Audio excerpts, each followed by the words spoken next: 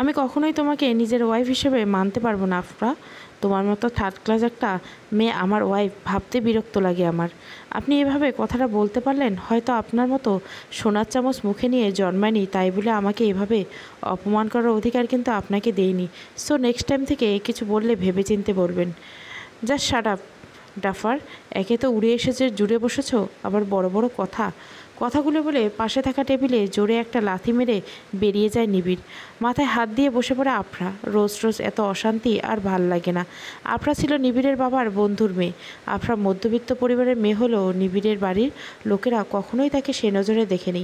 পরিবারের চাপে নিবিড় আফরাকে বিয়ে করতে বাধ্য হয়েছিল। তবে নিবিড় যে আফরাকে কখনোই মেনে নেবে না এটা আফরা ভালো মতোই জানে, কারণ নিবিড়ের জীবনে যে অন্য কেউ আছে। আফরা আর কান্নাকাটি না করে রুম থেকে বেরিয়ে গেল।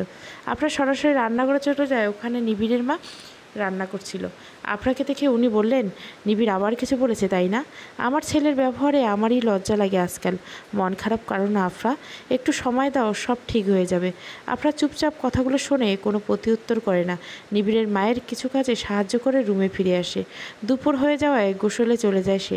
কিছুক্ষণ পর নিবিড় রুমে এসে সে কিছু একটা খুঁজতে লাগে। হঠাৎ তার চোখ পড়ে যায় সামনে দাঁড়িয়ে থাকা আফরার দিকে। মেয়েটাকে প্রচণ্ড মায়াবী লাগছিল। চোখের পাপড়িগুলো বিন্দু বিন্দু পানি জমছিল, চুল থেকে টপ টপ করে পানি পড়ছিল, একদম স্নিগ্ধ লাগছিল আফরাকে। এই মেয়েটা যে এতটা রূপবতী তা জানা ছিল না নিবিড়ের। নিবিড়কে পাশ কাটিয়ে আফরা বাইরে চলে গেলেও নিবিড় এখনও একটা ঘোরের মাঝেই আছে। আফরাকে বাইরে এভাবে এসে নিবিড়কে এভাবে দাঁড়িয়ে থাকতে দেখে বেশ অবাক হয়। অনেকবার নিবিড়কে ডাকলেও নিবিড় সাড়া দেয় না। আফরা নিবিড়ের দিকে একটু এগিয়ে গেলে আফরার চুলের কিছু পানি নিবিড়ের গায়ে পড়তে নিবিড় বলে ওঠে, এই মেয়ে, এখানে কি তোমার? যদি ভেবে থাকো যে তোমার ওই রূপ দিয়ে আমাকে বশ করবে তাহলে ভুল ভাবছো। কথাগুলি বলে আবার রুম থেকে বেরিয়ে গেল নিবিড়। সব কিছু যেন আফরার মাথার উপর দিয়ে গেল। আফরা বুঝে উঠতে পারে না এই লোকটা এমন অদ্ভুত কেন। অজান্তে হেসে উঠে আফরা। এই রহস্যময় মানুষটার সাথে সারা জীবন কাটাতে হবে ভেবে হেসে ওঠে। বিকেলে চুপচাপ বসে হুমায়ুন আহমেদের নবনী বইটি পড়ছিল আফরা। নিবিড় বসে বসে ল্যাপটপে কিছু কাজ করছিল। নিবিড় একজন ডাক্তার, কাজ করতে করতে আর চোখে তাকাচ্ছিল নিবিড় আফরার দিকে। একটু সিরিয়াসভাবে নিবিড় বলল, বিয়ে হয়ে গেছে কি? পড়াশোনার লাঠে উঠছে মিস আফরা? আফরা কিছুক্ষণ নিবিড়ের দিকে তাকিয়ে ফেলে, এক্সকিউজ মি মিস্টার। ওটা মিস না, মিসেস আফরা হবে। আপনি আমায় বউ হিসাবে মানেন আর না মানেন, দুনিয়া কিন্তু মানে। নিবিড় এবার ভুরু কুঁচকে আফরার দিকে তাকিয়ে আছে। ফালতু কথা তো খুব ভালো বলতে পারো, কাগজের কথা বলতে পারো না? আমার জানা মতে তোমার মেডিকেলে পড়ার শখ ছিল, তো এখন অ্যাডমিশনের প্রিপারেশন না নিয়ে সংসার করার মন দিচ্ছ নাকি? এবার আফরা কিছুটা চুপ হয়ে গেল। মেডিকেলে পড়ার শখটা বরাবরই ছিল আফরার, তবে বিয়ের পর এ বাড়িতে আসার পর কাউকে এ ব্যাপারে বলে ওঠার সাহস পায়নি। আফরার মৌনতার কারণ কিছুটা হলে আন্দাজ করতে পারে নিবিড়। সে বলল, কাল তোমাকে একটা কোচিং সেন্টারে ভর্তি করিয়ে দেব, আর এখন সংসার ছেড়ে পড়াশোনায় মন দিবে। তোমাকে নিজের একটা ভালো পজিশন পেতে হবে, মাথায় রেখো কথাটা। যেন আপনাকে একটা থার্ড ক্লাস মেয়ের নিজের ওয়াইফ বলে পরিচয় না দিতে হয়। তোমার কি মনে হয় না আফরা, তুমি একটু বেশি বোঝো সব কিছু? আফরা আর কোনো কথা না বলে আবারও বই পড়ায় মন দেয়।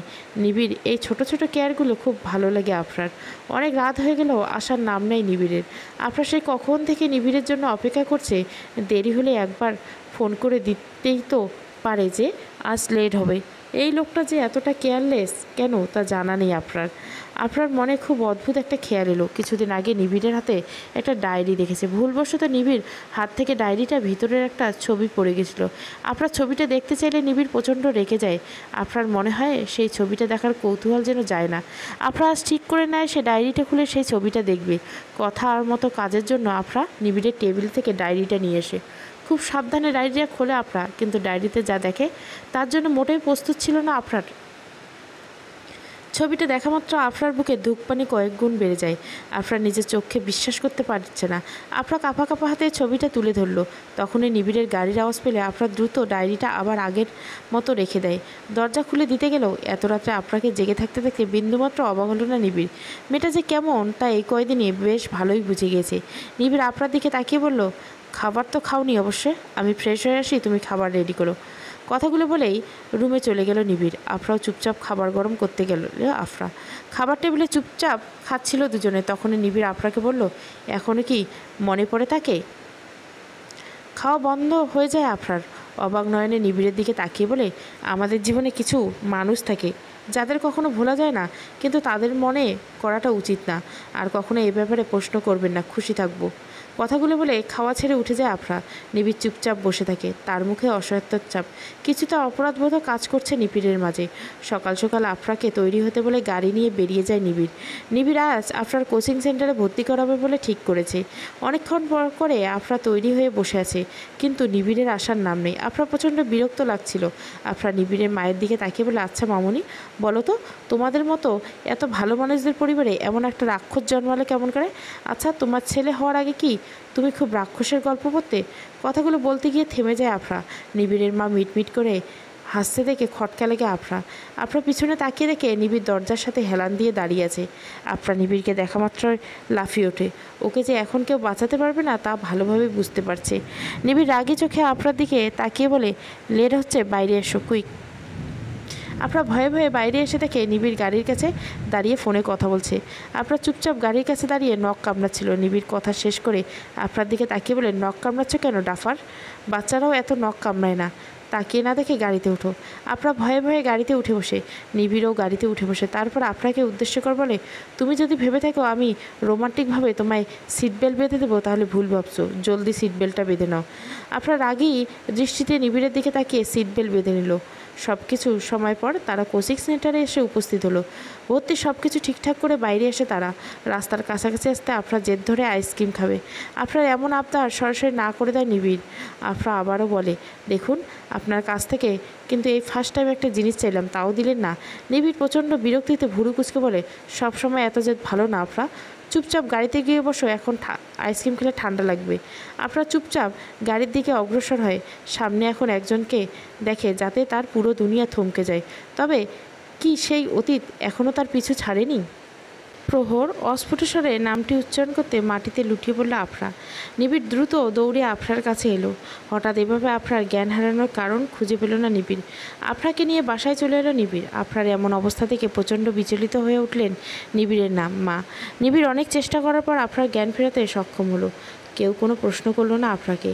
আফরাকে রেস্ট নিতে বলে বাইরে চলে যায় সবাই। বাইরে আসতে নিবিড়ের মা নিবিড়কে বলে, আজ রাহার ফোন এসেছিল, আমি ধরিনি ফোনটা তোর বাবার ভয়ে। জানি না আমার মেয়েটা কোথায় আছে, কেমন আছে। তোমার মেয়ের ব্যাপারে আর কোনো কথা শুনতে আমি চাই না মা। যে চলে গেছে তাকে ভুলে যাওয়াটাই ভালো। কথাগুলো বলে ব্যালকনিতে চলে যায় নিবিড়। একটা দীর্ঘশ্বাস ফেলে আবারও সেই পুরনো স্মৃতিতে ডুব দেয়। একটা সময় ছিল যখন নিবিড় আফরাতেই মগ্ন ছিল, আর আফরা ডুবেছিল অন্য কারো মায়ায়। তবে তা যে ছলনার মায়া ছিল তা আন্দাজ করতে পারেনি আফরা। একটা সময় তাকে ধীরে ধীরে আফরাকে ভালো শুরু করে নিবিড়ের। কখন যে নিবিড় পুরোপুরি আফরাতে মগ্ন হয়ে গিয়েছে তা জানা নেই নিবিড়ের। সে শুধু জানে যে এই মেয়েটাকে তার দরকার, প্রচণ্ড দরকার। নিবিড় চায় আফরার অতীতে সেই মানুষটা ছিল, যে মানুষটা আবার আফরার লাইফে ফিরে আসুক। তার জন্য যা দরকার সব করতে প্রস্তুত নিবিড়। আফরা তার একান্তই নিজের করে চায়।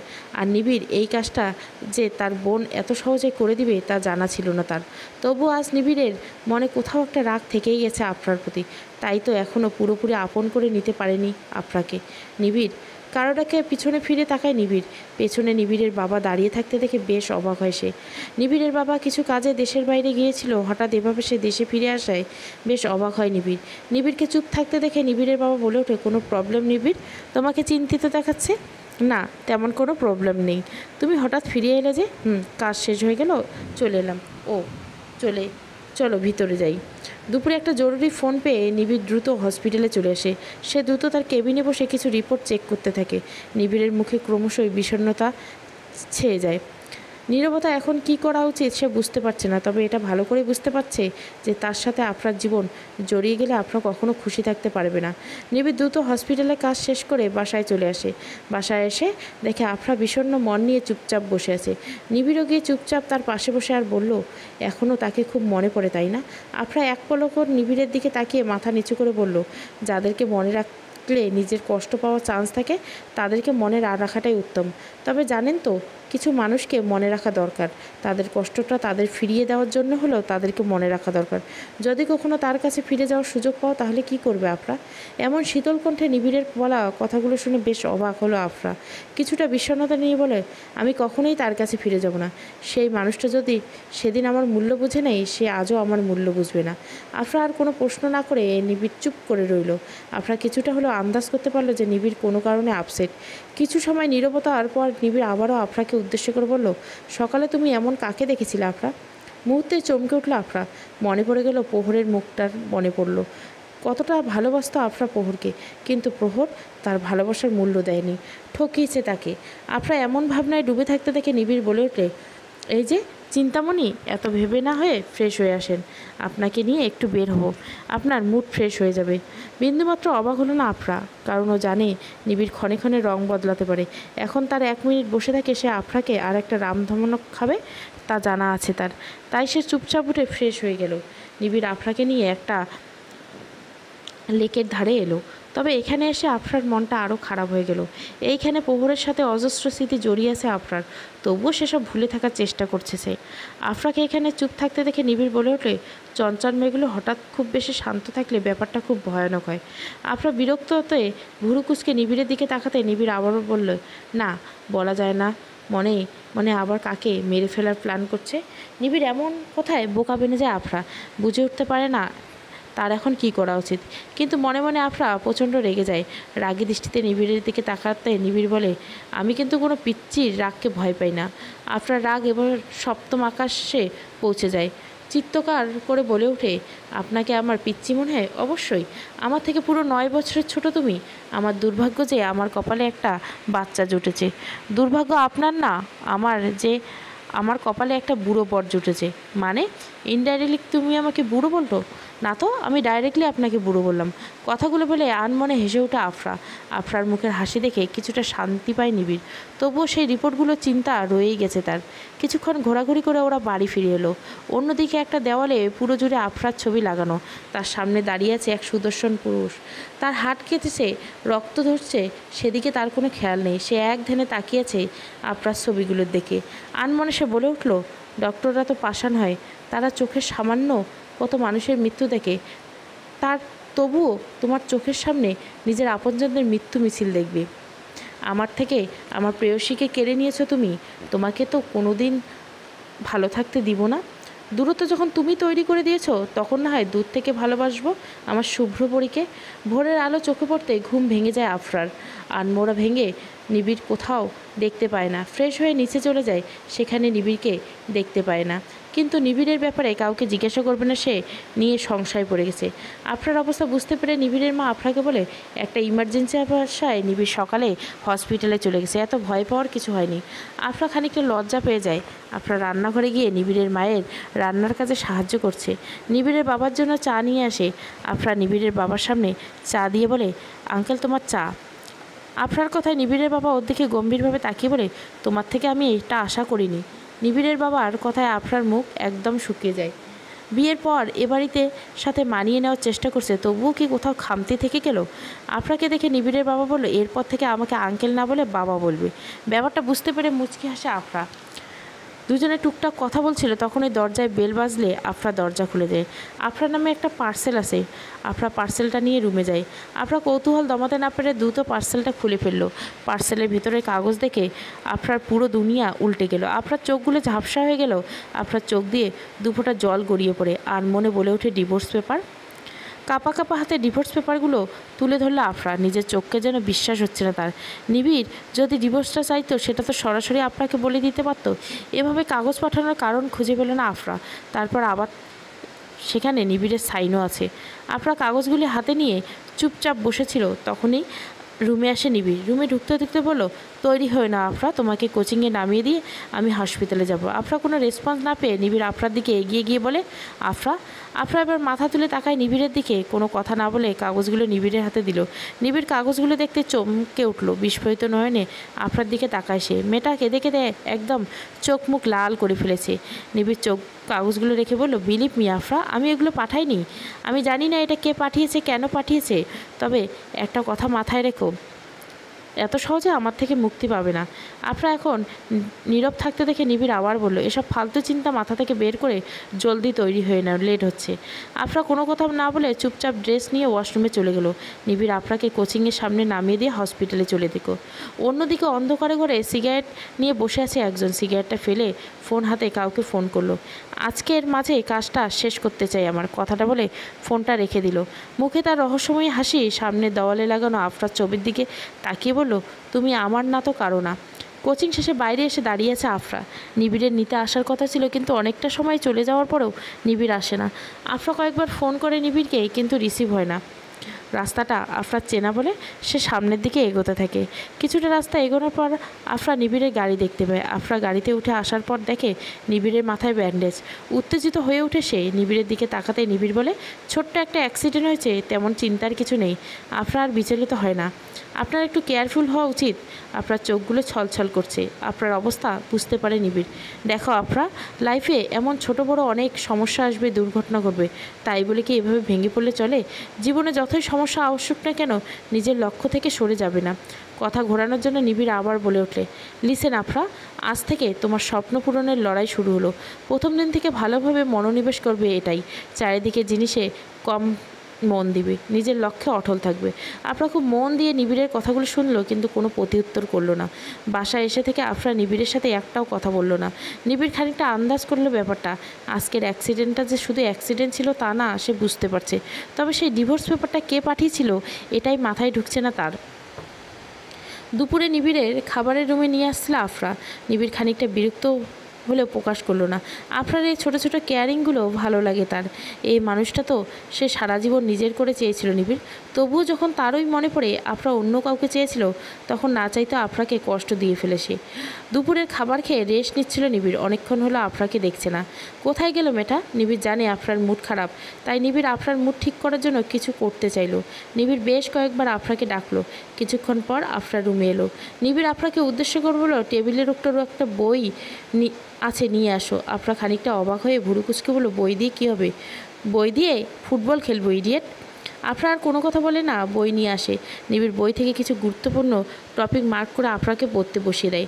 সন্ধ্যাবেলা নিবিড়ের জন্য কফি বানাতে নিয়ে আসে আফরা। নিবিড়ের বাবা মা আজ বাসায় নেই, অনেকক্ষণ আগে ছাদে গেছে নিবিড়, তাই আফরাও কফি নিয়ে ছাদে নিয়ে যায়। নিবিড়ের হাতে কফি দিয়ে পাশে দাঁড়িয়ে যায় আফরা। সন্ধ্যাবেলায় শীতল বাতাসে আফরার মনটা ভালো হয়ে যায়। নিবিড় কফির কাপে চুমুক দিয়ে আফরার দিকে তাকায়। গোধূলির লাল আলো পড়েছে আফরার মুখে। সামনের চুলগুলো বাতাসে উঠছে, মন্দ লাগছে না দেখতে। ব্যাপারটা বেশ উপভোগ করলো নিবিড়। আফরাকে উদ্দেশ্য করে বলল, আফরা, দিন শেষে কি কাউকে মিস করো? আফরা মুচকি এসে যাবে তো, দিন শেষে পুরো আমিটাকেই মিস করি। আরও অনুভব করতে চাই আমি আর আমিটাকে। সেই পুরনো তুমিতে অন্য কেউ মিশে আছে, তাই না? মুহূর্তে আফরার মুখের হাসি গায়েব করে গেল।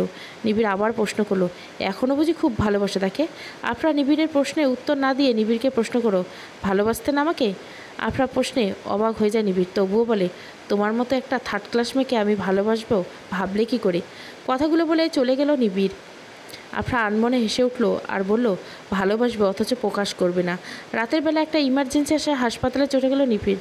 আফরা অনেকটাই মানা করলে নিবিড় শোনে না। আফরা এখন বাসায় একা, পড়তেও বসতে মন চাচ্ছে না। আফরা আলমারি কাপড় গোছাতে শুরু করলো। হঠাৎ আফরা হাত লেগে যায়, কাগজ পড়ে যায়। আফরা কাগজগুলি তুলে দেখে কিছু হসপিটালের কাগজ আর রিপোর্টগুলো নিবিড়ের নামে। বেশ অবাক হয় আফরা।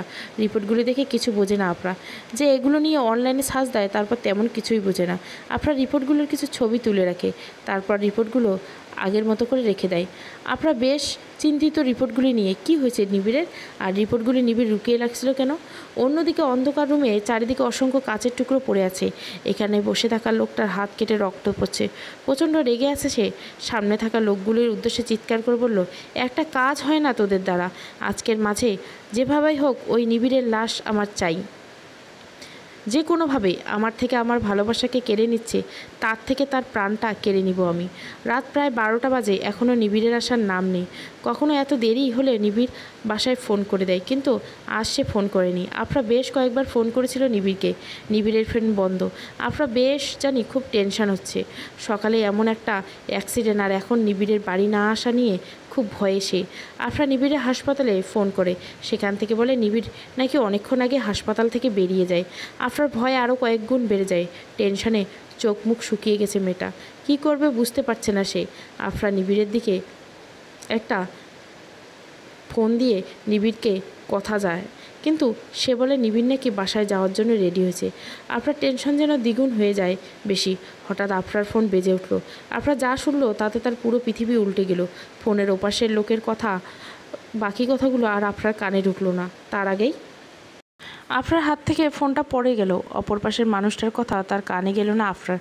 তবে লোকটা যে প্রহর ছিল তাতে কোনো সন্দেহ নেই। কিন্তু প্রহর কি করে হবে? প্রহর তো 4-6 মাস আগেই মারা গিয়েছে। তাহলে কি প্রহর মারা যায়নি? তাহলে কি সবাই মিথ্যে বলছিল? আফরা আবারও পুরনো স্মৃতিতে ডুব দিল। সেদিন ছিল আফরা আর প্রহরের বিয়ে। সারাদিন খুব ধুমধাম করে চলছিল তাদের বিয়ের প্রস্তুতি। সবাই খুব খুশি ছিল। নিবিড়ের বাবার খুব শখ ছিল আফরাকে নিবিড়ের বউ করার। কিন্তু আফরা প্রহরকে ভালোবাসতে বলে সবাই রাজি হয়ে যায়। বিয়েতে সবাই উপস্থিত থাকলেও নিবিড় কাজের বাহানা দিয়ে বিয়েতে যায়নি। সন্ধ্যাবেলা বিয়ের সব প্রস্তুতি শেষ হলে দেখা মেলেনি প্রহরের। অনেক খোঁজ নিয়ে তারা প্রহরকে পাওয়া যায়নি। তার কিছুদিন পর একটা অ্যাক্সিডেন্টে প্রহর মারা গিয়েছিল। প্রচণ্ড ভেঙে পড়েছিল আফরা। তবুও তার বিশ্বাস ছিল যে নিবিড়ে মারা যায়নি। কিছুদিন পর সবার ইচ্ছে মতো নিবিড় আর আফরার বিয়ে দেওয়া হলো। নিবিড় প্রথমে অমত করলেও পরে রাজি হয়ে যায়। আজ এতদিন পর আবারও প্রহরের গলা। প্রচণ্ড অবাক হয়ে যায় আফরা। ওটা যে প্রহর ছিল তা নিয়ে তার বিন্দুমাত্র সন্দেহ নেই। তবে এখন এসব চিন্তা বাদ দিয়ে আফরা আর নিবিড়কে ফোন দেয়, কিন্তু কোনো রেসপন্স নেই। দরজায় কলিং বেল বেজে ওঠে। আফরা দৌড়ে দরজা খুলে চলে যায়। আফরার অপেক্ষার অবসান ঘটছে। নিবিড় এসেছে, কিন্তু নিবিড়কে প্রচণ্ড বিধ্বস্ত লাগছে। ওর মাথায় প্রচণ্ড ব্লিডিং হচ্ছে। আফরা প্রচণ্ড ঘাবড়ে যায়। ও খুব সাবধানে নিবিড়ের মাথায় ব্যান্ডেজ করে দেয় আর নিবিড়কে জিজ্ঞাসা করে, কোথায় ছিলেন আপনি? আর আপনার এই হাল কেন? আজ আমার সব প্রশ্নের উত্তর চাই। কার সাথে এত শত্রুতা আপনার? নিবিড় এবার মাথা তুলে আফরার দিকে তাকিয়ে বলে, আজ তোমাকে কিছু কথা বলার আছে। আজ তোমার সত্যিটা জানা উচিত। প্রহর মারা যায়নি। আফরা প্রচণ্ড অবাক হয়। এসব কি বলছে নিবিড়? নিবিড় আবারও বলতে শুরু করে, তুমি রাহাকে চিনতে? আপনার বোন ছিল, পালিয়ে বিয়ে করেছে বলে, যার সাথে আপনাদের কোনো সম্পর্ক নেই। ভুল জানো তুমি আফরা। রাহা এই দুনিয়াতে নাই। অনেক দিন আগে সে দুনিয়া ছেড়ে দিয়েছে। কথাটা বাবাও জানেই, কিন্তু মাকে বলার সাহস হয়নি আমাদের কারো। নিবিড়ের কথাগুলো মাথার উপর দিয়ে যাচ্ছে আফরার। ও অবাক হয়ে বলে, সে কিভাবে মারা গেল? তোমার সাথে প্রহরের সম্পর্ক শুরু হওয়ার আগে থেকে প্রহরের সাথে রাহার সম্পর্ক ছিল, কিন্তু একটা সময় প্রহর তোমাকে ভালো লেগে যায় আর ও রাহাকে ইগনোর করতে থাকে। রাহা এগুলি সহ্য করতে পারতো না। কিছুটা সময় থেমে নিবিড় আবারও বলে, প্রচণ্ড ডিপ্রেশনে পড়ে গিয়েছিল রাহা। রাহা একদিন সামনাসামনি প্রহরের সাথে কথা বলতে গিয়েছিল, কিন্তু প্রহর স্পষ্ট জানিয়ে দিয়েছিল সে শুধু তোমাকে ভালোবাসে। সেদিন প্রহরের সামনে আত্মহত্যা করেছিল আমার বোনটা। 4 মাসের প্রেগনেন্ট ছিল রাহা। কথাগুলো শেষ করতে নিবিড়ের গলা কেঁপে ওঠে। চোখ দিয়ে দুপোঁটা জল গড়িয়ে পড়ে। আফরা যেন এখন নিজের কানকে বিশ্বাস করতে পারছে না। নিজেকে বড্ড অপরাধী মনে হচ্ছে তার। কান্না মিশ্র গলায় নিবিড়কে বলল, প্রহরের অ্যাক্সিডেন্ট? নিবিড় চোখ তুলে আফরার দিকে তাকিয়ে বলে, আমি করিয়েছিলাম। আমি চাইনি ওরকম একটা লোকের সাথে তোমার বিয়ে হোক। তবে প্রহর মারা যায়নি, বেঁচে আছে, আর এখনও তোমাকে নিজের করে চাই। প্রহর এতদিন কোথায় ছিল? অ্যাক্সিডেন্টের পর ও দেশের বাইরে চলে গিয়েছিল। কিছুদিন আগে দেশে ফিরেছে। আপনার ওই অ্যাক্সিডেন্টগুলো কি তবে সেই করাচ্ছে? হয়তো। দেখো আফরা, তোমাকে ভালোবাসতাম আমি, তাই চাইনি এরকম একটা লোকের সাথে তোমার বিয়ে হোক। কিন্তু আমি এখন চাচ্ছি যে তুমি প্রহরের কাছে চলে যাও। রীতিমতো নিবিড়ের কথায় চমকে ওঠে আফরা। বিচলিত হয়ে বলে, যেই মানুষটা ভুলে যাওয়ার আফরা প্রাণপণ চেষ্টা করছে গত কয়েক মাস ধরে, আর আপনি আবার তার কাছেই ফিরে যেতে বলছেন? ভালোবাসেন না আমাকে? তাহলে কেন তা আগে প্রকাশ করেনি? তোমাকে ভালোবাসতাম ঠিকই, যখন মনে পড়তো তুমি অন্য কাউকে ভালোবাসো তখন রাগটা মাথায় উঠে যেত। এখন কেন চান যে আমি প্রহরের কাছে ফিরে যাই? নিশ্চুপ হয়ে থাকে নিবিড়। কিছু সময় পর শান্ত কণ্ঠ বলে, আমি কখনোই বাবা হতে পারবো না আফরা। আমায় মা হওয়ার মতো এত সুন্দর অনুভূতি থেকে তোমাকে বঞ্চিত করতে চাই না। আফরা কোনো প্রত্যুত্তর না করে চুপচাপ বিছানায় বসে থাকে। তারপর নীরবে বেরের উদ্দেশ্যে বলে, দুনিয়াতে এমন কোনো মানুষ নেই যার কাছে দুনিয়ার সব সুখ আছে। সব মানুষের কিছু না কিছু অভাব আছে। আমি না হয় থাকলাম একটু অভাবে। মাতৃত্বের সুখটা আমার কাছে না থাকুক, আমার তো আপনি থাকবেন। রাতে শীতল হাওয়া স্নিগ্ধ হয়ে যায় আফরার মন। কিছুক্ষণ আগে নিবিড়কে ওষুধ খাইয়ে ঘুম পাড়িয়ে দিয়েছে আফরা। আফরার মাথায় এখনও নিবিড়ের কথাগুলো ঘুরছে। প্রহর যদি রাহার সাথে রিলেশন ছিল তখন আফরাকে কেন বিয়ে করতে চেয়েছিল? আর ও দেশ ছেড়ে কেনই চলে গিয়েছিল? আর এইভাবে রাহার নিখোঁজ হয়ে যাওয়া নিয়ে কি কোনো প্রশ্ন করেনি কেউ? হাজার প্রশ্ন জট পাকিয়ে যাচ্ছে আফরার মাথায়। ও ঠিক করে নিয়েছে এবার প্রহরের সাথে দেখা করে ওর থেকে সবটা জানতে চাইবে। নিবিড়ের ব্যাপারটা আফরার কাছে ক্লিয়ার, কিন্তু আফরা নিজেকে রাহার মৃত্যুর জন্য দায়ী করছে। সেখানে তো রাহার সাথে আরেকটা প্রাণ জড়িয়েছিল। অন্যদিকে সেই অজানা ব্যক্তিগুলি করে তার সামনে দাঁড়িয়ে থাকা দুটো মানুষকে মেরে ফেলল। চিৎকার করে উঠল, এসব লোক কোনো কাজের না, এদের দিয়ে কিচ্ছু হবে না, যা করার আমাকেই করতে হবে। আমার প্রেয়সীকে আমি নিজের করে নিব।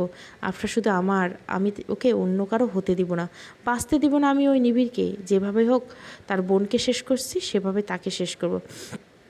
সকালে ঘুম থেকে উঠে আফরা নিবিড়ের জন্য নাস্তা বানিয়ে নিয়ে আসে। রান্না খুব ভালো না জানলেও টুকটাক কাজ চালানোর মতো জানে। রান্না শেষ করে দ্রুত রান্না করে সব গুছিয়ে রুমে গিয়ে ফ্রেশ হয়ে নেয় আফরা। আর সে নিবিড়কে বাইরে যেতে দিবে না, আর নিজেও কোচিংয়ে যাবে না ঠিক করেছে। নিবিড়ের মতো একটা রাগী মানুষের ভিতরে যে এত লুকানো কষ্ট তা জানা ছিল না আফরার। আফরা বুঝতে পারছে না নিবিড়ে এখন যথেষ্ট মেন্টাল সাপোর্ট দরকার।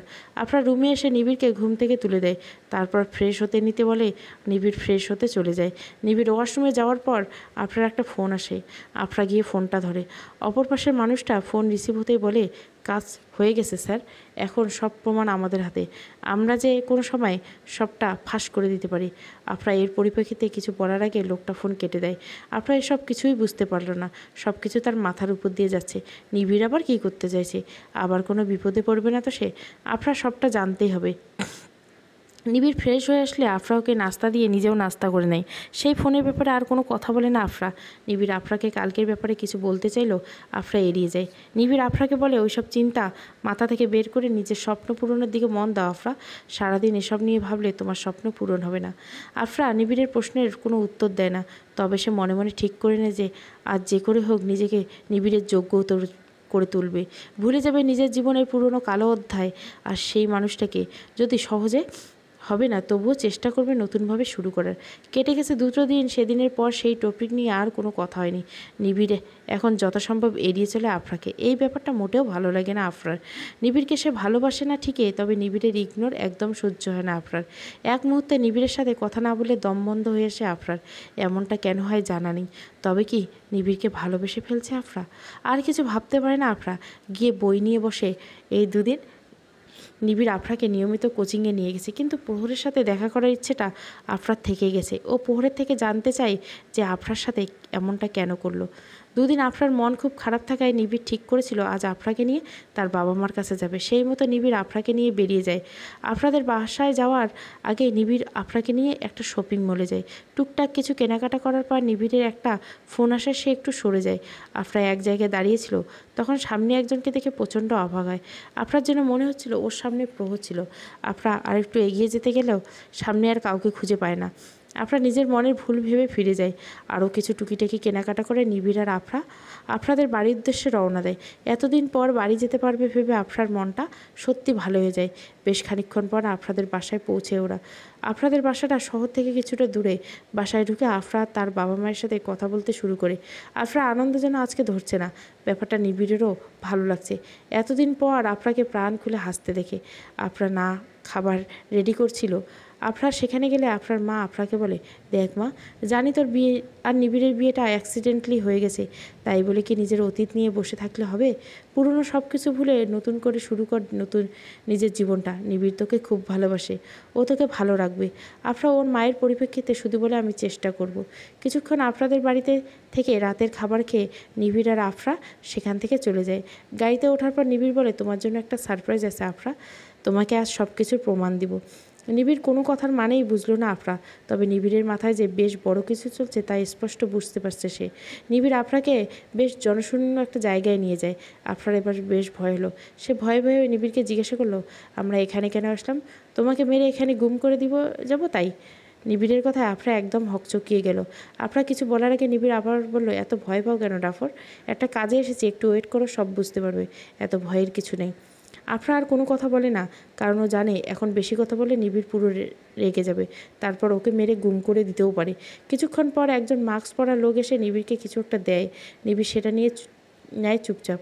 আফরা এসবের কিছুই বোঝে না, কিন্তু এটা বোঝে নিবিড় খুব সিরিয়াস কিছু করেছে। সকালে মিষ্টি রোদে ঘুম ভেঙে যায় আফরার। চোখ খুলে চারিদিকে একটু পর্যবেক্ষণ করে নেয়।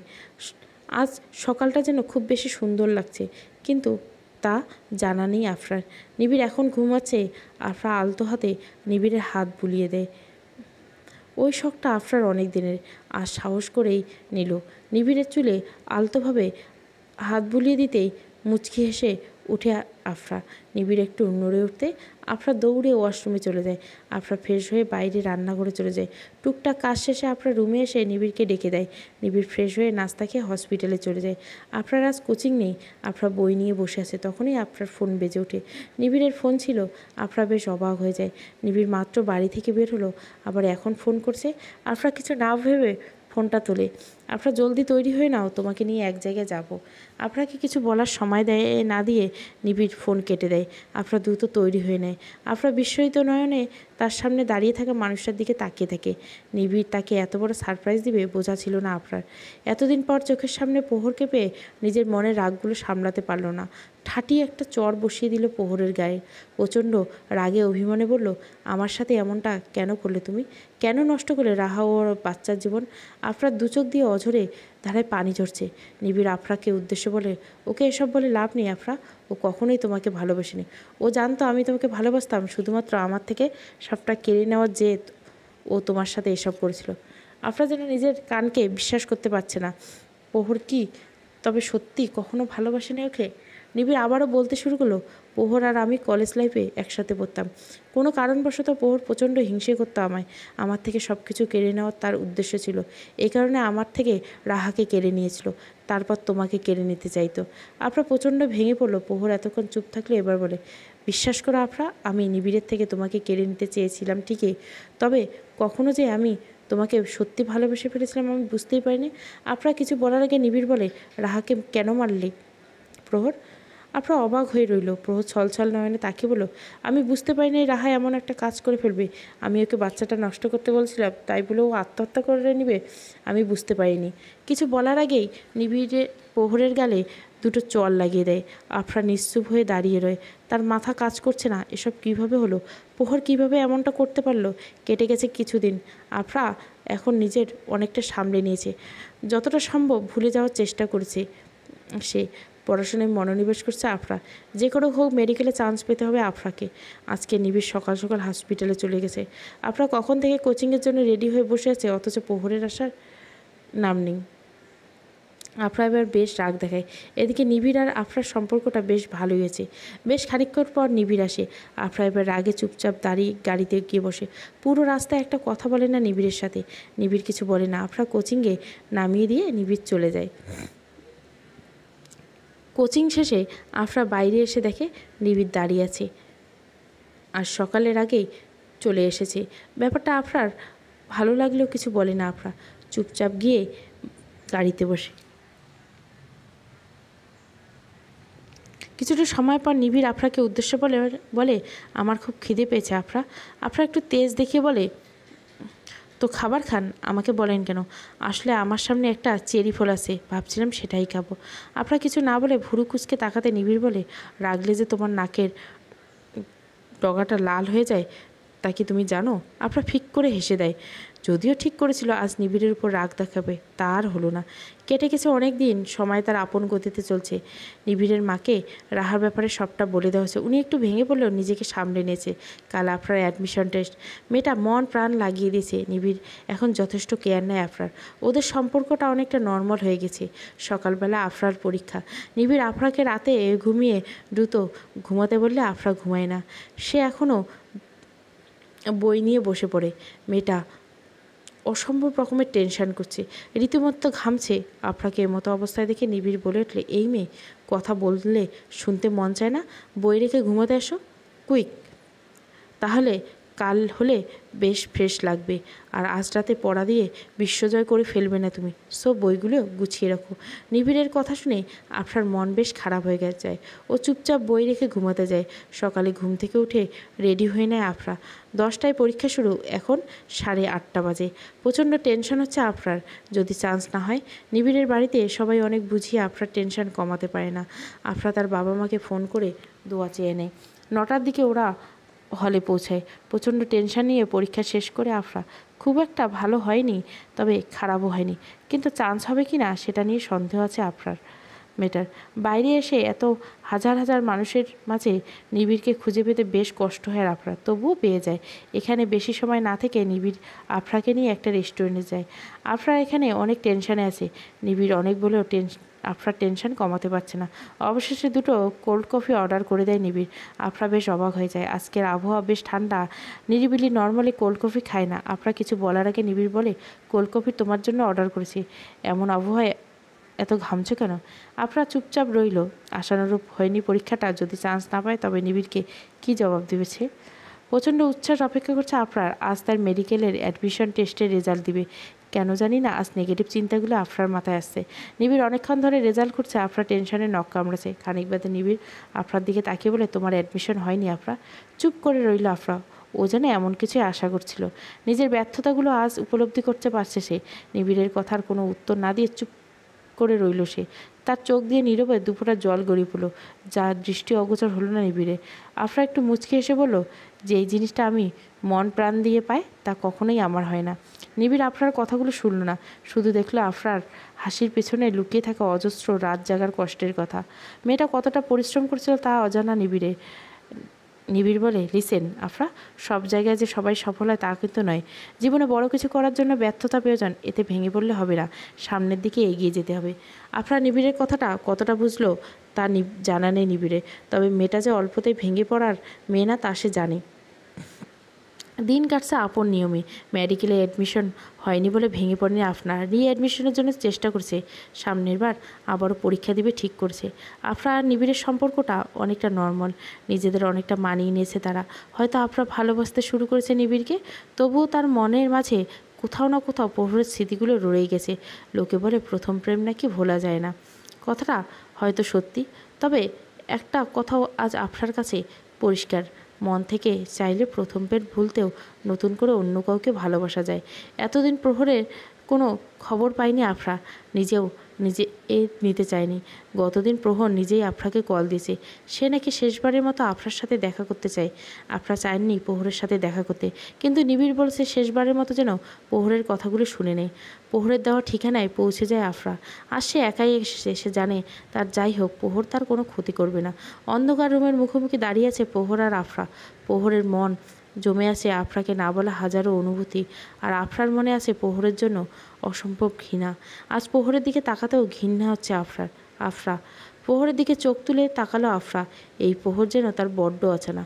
আফরা নামটা উচ্চারণ করতে বারবার গলা কেঁপে উঠছিল প্রহরের ভিতরে লুকিয়ে থাকা হাজারো কষ্ট অনুভব করতে পারছে আফরা, তবু মুখে কিছু বলে না সে। প্রহর আবারও বলতে থাকে, জানো তো আফরা, প্রতীক্ষার আগুনে জ্বলে পুড়ে ছাই হয়ে গেছি আমি। নিবিড়ের থেকে তোমাকে কেড়ে নেওয়ার লড়াইয়ে নিজে যে কতটা আসক্ত হয়ে গেছি তোমার প্রতি তা বোঝাতে পারবো না।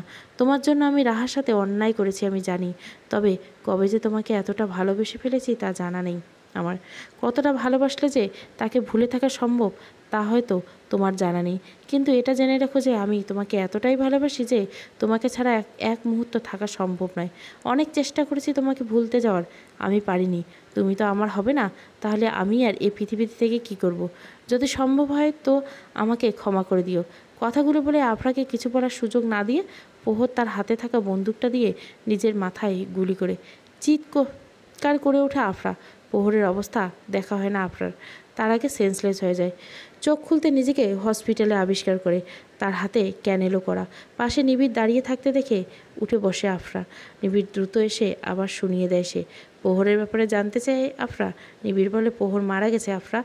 নিবিড়ের কথায় চুপ হয়ে রয় আফরা। সে এখানে কি করে আসলো তা জানা নেই আফরার। হয়তো ঘৃণা করতে সে প্রহরকে, তবুও একটা সময় তো ভালোবাসতে তাকে। প্রহরের মৃত্যুটা মানতে পারছে না, নীরবে চোখের পানি ফেলল সে। আজ কোথাও না কোথাও আফরার মনটা প্রহর রয়ে গেছে। আপনার বারবার এটাই মনে হচ্ছে যে হয়তো তার জন্য প্রহরের এই অকাল মৃত্যু। সময়ের সাথে হালকা হয়ে যায় স্মৃতির অকপটে আজ হালকা হয়ে গেছে প্রহরের স্মৃতিগুলো, হয়তো কোথাও রয়ে গেছে, তবু আজ সেসব মনে করতে চায় না আফরা। আজ সে নিজেকে একজন সুখী মানুষ বলতে পারে। কতটা পুণ্য করে সে নিবিড়কে পেয়েছিল তা জানা নেই আফরার, তবুও নিজেকে খুব ভাগ্যবতী মনে করে সে। হয়তো একটা অভাব থেকে গেছে তার জীবনে, তবু সে অনুভব করতে চায় না আফরা। নিবিড় কখনো বাবা হতে পারবে না সেটা জানে আফরা, তবুও কোনো দ্বিধা নেই ভালোবাসার মানে ভালোবাসা মানুষটা সঠিক হলে সে আর কিছু লাগে না জীবনে। সেকেন্ড টাইম অ্যাডমিশনে মেডিকেলে চান্স পেয়ে যায় আফরা। মন প্রাণ লাগিয়ে নিজের স্বপ্ন পূরণের জন্য কাজ করছে আফরা। দেখতে দেখতে কেটে গেছে 3টে বছর। নিবিড় এখন যথেষ্ট ভালো পজিশনে আছে। আফরাও যথেষ্ট দায়িত্বশীল হয়ে গেছে। তবুও রয়ে গেল বাচ্চামোগুলো রয়ে গেছে। সবাই বলেছিল আফরাকে একটা বাচ্চা অ্যাডপ্ট করতে, কিন্তু আফরা রাজি হয়নি। সে চায়নি নিবিড়ের ব্যর্থটা প্রতি মুহূর্তে ওকে অনুভব করাতে। সকাল সকাল ঘুম থেকে উঠে টুকটাক কাজ সেরে ফ্রেশ হয়ে মেডিকেলে যাওয়ার জন্য তৈরি হয়। নিবিড় হাসপাতালে যাওয়ার আগে আফরাকে নামিয়ে দেয়। আজ এত বেলা হলেও নিবিড় এখনও ওঠেনি। আফরা নিবিড়কে অনেকবার ডাকলো, সে উঠছে না, একদম ঘুমে বিভোর। আফরা এবার নিবিড়ের গায়ে পানি ছিটে দিয়ে উঠল। লাফ মেরে উঠল আফরা। আফরার দিকে রাগী দৃষ্টি নিক্ষেপ করলো। এই মেয়ে সকাল সকাল কী শুরু করছো? এভাবে কেউ গায়ে পানি দেয় নাকি? মাইর খাবে নাকি? বললেই হলো। আপনি যে আমায় মারবেন সেটা আমি জানি। আমাকে মারলে তো ব্যথাটা আপনিই পাবেন। আচ্ছা, এখন কথা না বলে রেডি হয়ে নেন, নয়তো আমার দেরি হয়ে যাচ্ছে। আচ্ছা আমি তৈরি, তুমি খাবার রেডি করো। নিবিড় ওয়াশরুমে চলে গেল। আফরা বাইরে যাওয়ার আগে নিবিড়ের টেবিলের কাছে গিয়ে নিবিড়ের ডায়েরিটা বের করলো। ডায়েরিটা আফরার একটা ছবি আছে, যেটা নিবিড় এত বছর ধরে লুকিয়ে রেখেছিল। তার পাশে লেখা ছিল আমার শুভ্রপরী। আফরা একবার ডায়েরিতে চোখ বুলিয়ে মুচকি হেসে বাইরে চলে যায়। আফরার আজ ক্লাস কম থাকায় নিবিড় আফরাকে নিয়ে একটা পার্কে ঘুরতে এসেছে। আসার পথে আফরা কিছু ফুল কিনে দিয়েছে। মেয়েটা ফুল বড্ড ভালোবাসে। আজকাল আফরার ছোট ছোট পছন্দের দিকেও খুব খেয়াল রাখে নিবিড়। এই মেয়েটা যে কেন এত মায়াবী তা জানা নেই নিবিড়ের। বিকেল হয়ে এসেছে, যে কোনো সময় সন্ধ্যা নামবে। এখনও পার্কে বসে রয়েছে তারা। এত সময় কিভাবে অতিবাহিত হলো জানা নেই তাদের। গোধূলির আলোয় প্রিয়জনের হাত ধরে হাঁটতে হাঁটতে হয়তো দুনিয়ার শ্রেষ্ঠ অনুভূতিগুলোর মধ্যে একটা। হঠাৎ যেন নিবিড়ের ইচ্ছে হলো চুপিসারে তার শুভ্রপরীর কানে কানে বলতে, তুমি মেয়েটা এতটা মায়াবী কেন হলে বলো তো? তার বলা হয় না নিবিড়ের। তার আগে আফরা দৌড়ে একটা দোকানের কাছে চলে যায়। তারপর সেখান থেকে অনেকগুলো লাল বেলুন কিনে। নিবিড় অবাক হয়ে বলে, এতগুলো বেলুন দিয়ে কী করে? আফরা শুধু মুচকি আসে আর বলে, নিজের সুখগুলো পুরো পৃথিবীকে দেখাবো। আফরা সবগুলো বেলুন একসাথে উড়িয়ে দেয়। নিবিড় আলতোভাবে তার প্রেয়সীকে দৌড়িয়ে ধরে, তুমি ছিলে আমার প্রথম প্রেম, আর আমার প্রথম প্রেমকে পূর্ণতা দেওয়ার জন্য ধন্যবাদ আফরা। ক্লান্ত হয়ে দিন শেষে ঘরে ফিরে যায় তারা। তাদের ঠাঁই মিলে একে অপরের মনে। দিন শেষে এটাই জীবনের মহত্ব। সব ভালোবাসার মানুষগুলো এক হোক, রঙিন হোক তাদের পথ চলা। সমাপ্ত। প্রথম প্রেমের পূর্ণতা গল্পের নাম। ভালো লাগলে অবশ্যই লাইক, শেয়ার এবং সাবস্ক্রাইব করবেন। Thank you for watching.